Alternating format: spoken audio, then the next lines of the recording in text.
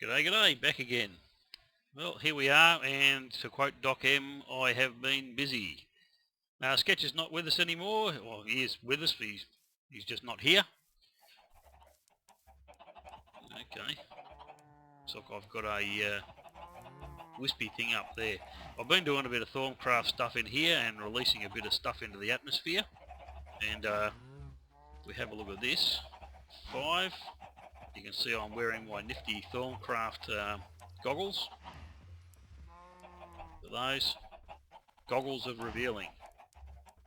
Now they add on to the bottom left hand corner there a little icon, and as you can see the flux is high and the chickens seem to be noisy. Just hang on for a second. Yeah. No, it'll do. But anyway, these are very simple little farms, these ones. I like to use these because basically you can walk up the outside and pick up any items, and they're easy to breed the animals without actually getting in with them. When you want to get more chickens, just throw a few at them. That's always fun.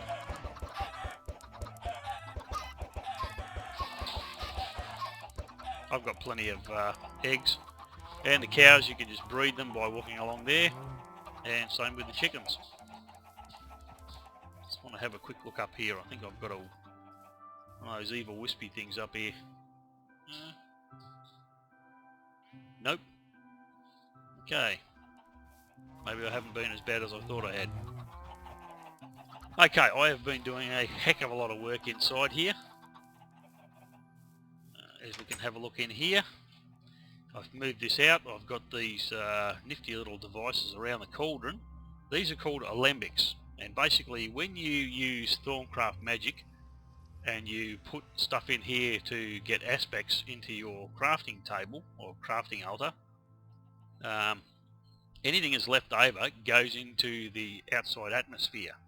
Now these alembics actually capture those essences, and you can put it in vials. Now as you see here, I've got a couple of golems which I haven't actually started up yet. I only made them last night, or very late last night, pardon me, a bit of a burp there, and I just wanted to go to bed after that stage. Now a bit of other stuff here. I've got a couple of mining turtles here, as you can see. I've got Wilson, B1 and B2. Yep, a bit of a tribute to the bananas in pyjamas there my kids grew up with. Cactus farm is cactusing away. I've used quite a bit of this stuff. Now Wilson's been busy as well as B1 and B2. Just checking there's no bad guys hanging around here. Now I'm going to basically excavate a large area out underneath here, and I started doing that. As you can see here, Wilson actually excavated this right down to bedrock, and I left him at it, and when I came back he'd actually opened out this nice little lava lake here, which promptly filled up the entire thing with lava. Now I used some water to get rid of what was there still, and there's probably still lava underneath that actually. But, I'm going to put some water on top of this, and I'm going to put Wilson back into business, and I'm going to put another hole like this over there, and one in each of those corners there. So this lava lake here has to go. Now I have a very easy way of doing that, and we'll do that once I've finished the tour. Okay, back up out of the hole here in our little savanna area. Now we've got jungle over there, savanna here, there's jungle over there, or mini jungle.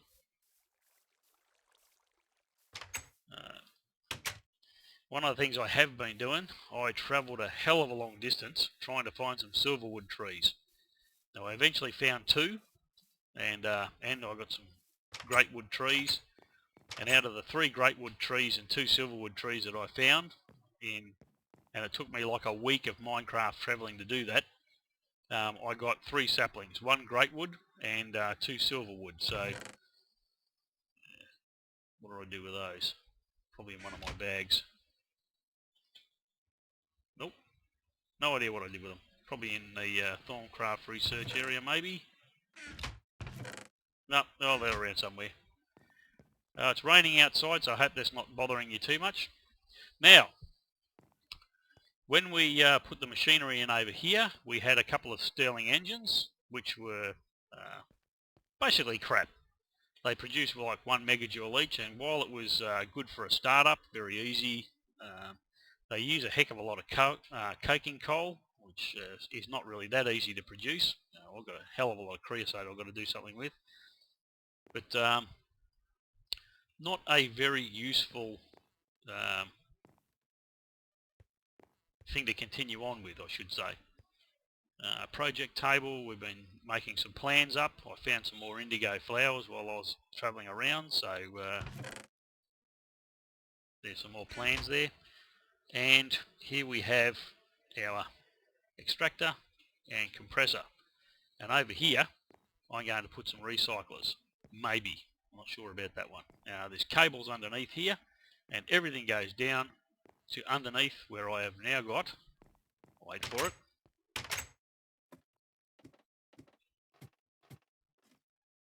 yep, geothermal power. Here we go. 2 geothermal generators. I've got an MFE, and I relocated the battery box down to here. And used up 3 precious diamonds to get enough of this glass fibre cable here. And I have electrical engines, 3 of them, providing Buildcraft power to... What's it doing there? Buildcraft power up to the machines that need it, and electrical power up to the IC2 machines that need that. Now over here, I have a tunnel which basically goes through to where Wilson did his digging. And I am going to pipe all the stuff back into here, and I'm going to use barrels to sort it, because Wilson filled up that gold chest a couple of times over, and if you're not there to empty it, just dive off. Splosh. Okay, now our lava comes from down here. Found a rather nifty lava lake over here, which is actually more extensive than I thought it was. I used that lava there to fill up Wilson and B1 and B2. You can just use buckets of lava to refuel them. Very handy. And bloop bloops, lots of bloop bloops. As you can see, I filled up all that up there. This pipe is pretty full, and I can't even see any of the edges on this moving, so this lava lake must be a heck of a lot bigger than it looks. I'm not sure just how big it is. But anyway, it's going to keep me in power for quite some time. So power's not going to be an issue for a good long time. Right, next on the agenda. Now, I can't remember whether I showed this or not, but things are about to get noisy very quickly. Basically, I came up around here. Oh, hello.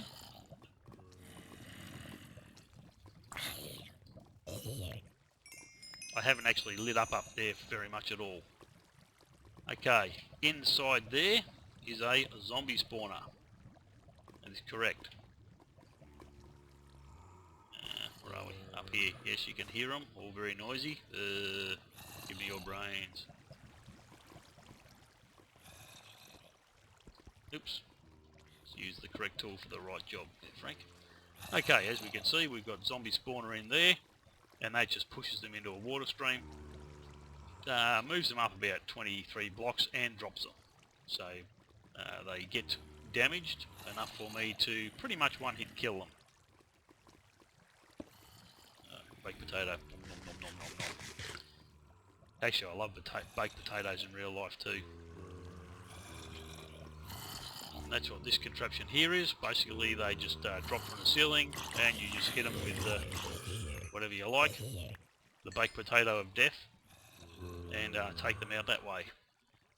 Now, I have noticed, it's probably intentional, but the zombie spawner there does not drop angry zombies. So there's no zombie brains from that, which is what I actually hoped for when I started doing it. Another thing I noticed as well is that when I was using, I made some soul shards up in order to get some spawners going. B1 and B2 dug that out. That was a bit of an experiment. And I also used B1 and B2 to excavate that underfloor building, underfloor room where the power is. And as I said, I'll probably use that for recyclers and stuff as well. We'll work that out later, or I'll work that out later. Climbing, climbing, climbing, climbing, a long way up. Okay, I'll throw my Nomicon out so you can see where we're up to. I've got it in my inventory, because I went to bed just after I did those tallow golems, didn't I? And as you can see here, we're quite far down the tree now. I've got all the different wands: wand of equal trade, excavation, lightning and wand of fire, bellows, infernal furnace, arcane levitator, boots of travelling, watered stone, and we go down. I've got some of the golem things, the intelligence animation core and the perception animation core, but I haven't got the others, and no idea what that is yet.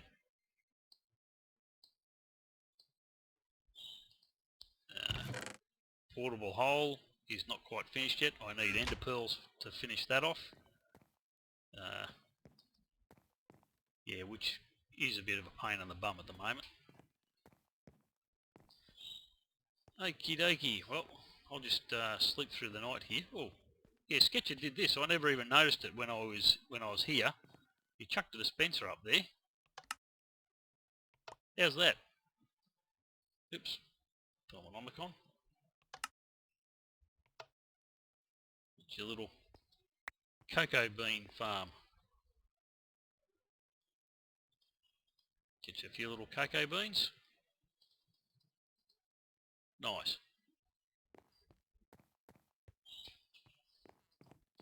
I was sort of wondering what the hell that was when I first saw it. Okay, carrots. I'll clean up my inventory a bit and have a sleep, and I'll get right back to you. Okay, back again. While I was here, I basically chucked some rocks in here to cook up into some glass. We should have glass coming in there. Added another furnace over to this side. Only hassle with this is a byproduct of grinding this stuff up, you get gravel. And occasionally that will pop into the furnace here and just sit there and clog it up. So we'll get rid of that.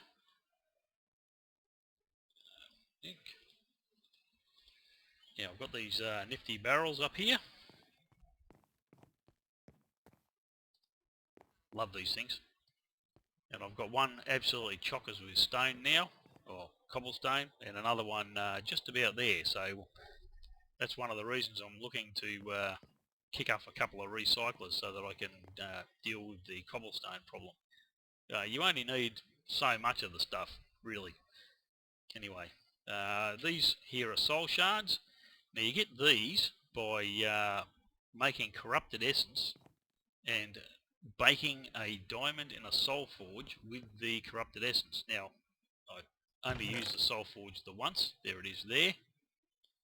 And oops, just go for the recipe there so you can have a look at it.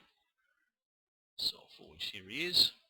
As you can see, it's just obsidian and smooth stone with some corrupted essence in there. Bingo, gives you that. Now once you've got your soul forge, you basically put 8 of the corrupted essence and a diamond in there, and that will give you 3 of these soul shards.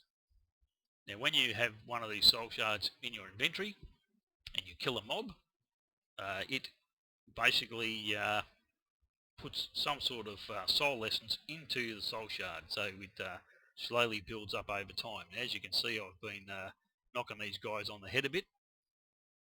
Creepers are a bit harder than the others because they do have a tendency to explode, and when they explode you don't get the soul from them. Bit of a bummer that. Okay, as you can see, I've got the lever here which controls the electrical engines down the bottom and powers these things up nicely. More gravel. And it also powers all the other stuff here too. Don't know that no, it doesn't power the alloy furnace, but I've got coke in there anyway. I'll probably make one of those electric ones, and actually that takes red power energy, so I'll have to work that out later. When I made the alembics, I didn't have enough blaze rods, so I had to take down some of my potion station here. I had 5 of these little babies up there. Now I've got 2. Not that I'm actually making any potions at the moment, but I have the facility there. Okay, now what I'm going to do is go and clean up the box over here. There we go. Gate. Good wall for keeping mobs out. Creepers love to stand there and watch me over the top of it. A bit creepy, really. That's probably why they're called creepers, I guess. Open that up. As you can see, we've got a buttload of cobble and stuff here. The mongrel. Where are we?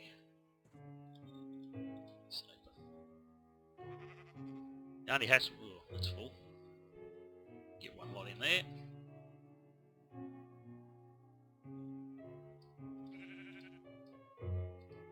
That's better.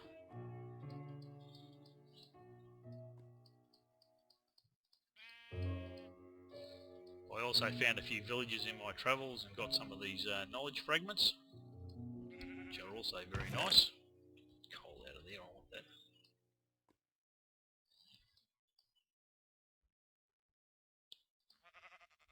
Honors it all I don't really care about for the moment. Okay, and I'll empty that box off camera and then I'll show you Wilson in action. Okay, back again, and the sun is just about to drop. So anyway, I'll just show you this nifty gate first. Here we go, check that out. Got this obsidian plate underneath it. Somebody put that in a comment on Dadovitchnic's channel. Don't know who you were, but thank you very much. That is awesome. I used a couple more in front of my other doors. Those obsidian plates will only activate if a player stands on them, so that is awesome. Okay, we'll just have to hope that we don't get any visitors down here. I'll just get rid of that opportunity. Okay, well, what I have here is a large lava lake. And what I have in here is some turtles that need feeding. So I'll shard out of there, B2, and get you out of there for the moment. Okay, move that over. I think it's this one's got the other lava buckets in it. Yes, it is. Awesome. Rightio. Just you in there. The dirt back up.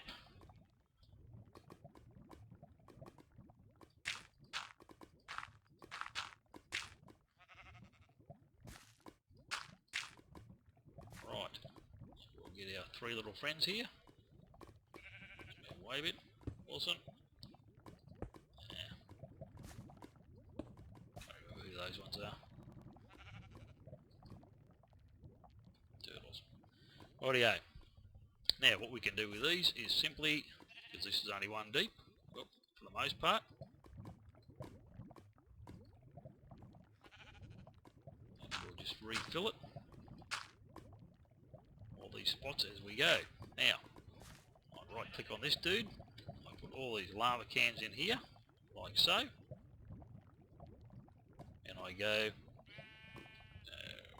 refuel all, and enter. Oop, and that didn't work. Refuge, that's probably why. Fuel L, Frank. Okay. And as you can see, he's gobbling up all that lava, and he's now at 18,503. Now I've already put a fair bit in these guys, so let's not doing too bad. I could actually have made a few more buckets here.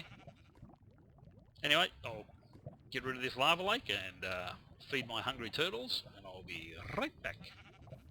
Okay, when you do refueling, once you've done your refuel command, you can just hit the up arrow and just hit refuel all, and as you can see, he'll happily gobble all that up, and bingo. And these things, once you label them, basically they will keep whatever commands you've got in them. He's been labelled Wilson, so he'll keep all that. As you can see, these guys here, which have been doing pretty much the same amount of work, are pretty close. And I've got rid of most of the lava lake. Anyway, I'll catch you later when I'm done. Okay, well, I've got rid of the lava lake there. I just dug it out to make sure there was absolutely none left. Spooky music. And my turtles are bombed up and ready to rock and roll. So I'll just pick these guys up.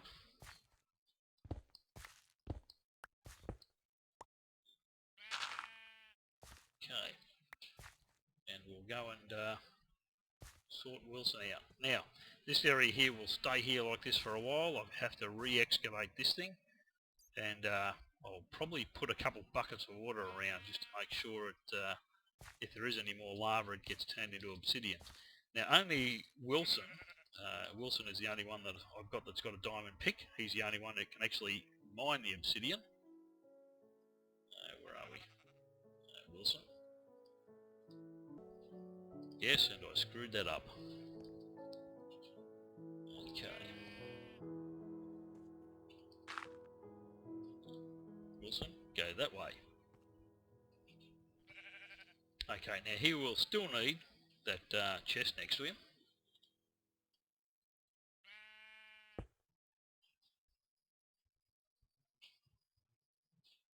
Okay, so trying again. Right click on him, hit the up arrow. Oop, because I broke him, that's not going to work. So we go excavate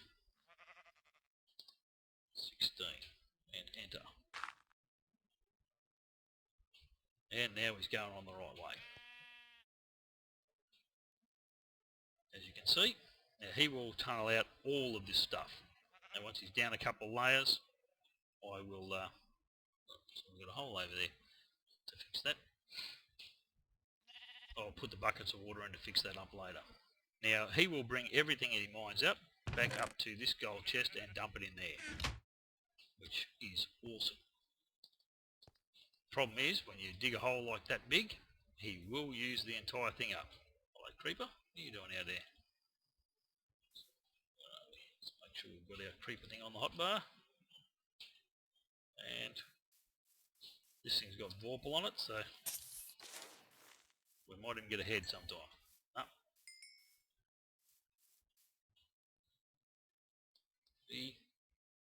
So we can see 24. Nice. Okay. Sure with it. So one of those crystals or something up there. Okay, well anyway, he's going to continue to dig away. I'll make sure I get some buckets of water in there, and I'll show you the finished result later on, probably next episode. See you later. Just noticing how the turtle's spreading the water out there. That spider up above me. It is night time outside, and yeah, as you can see, the turtle is happily turtling away, and he'll just keep going right down to the bottom there and get rid of all that cobblestone.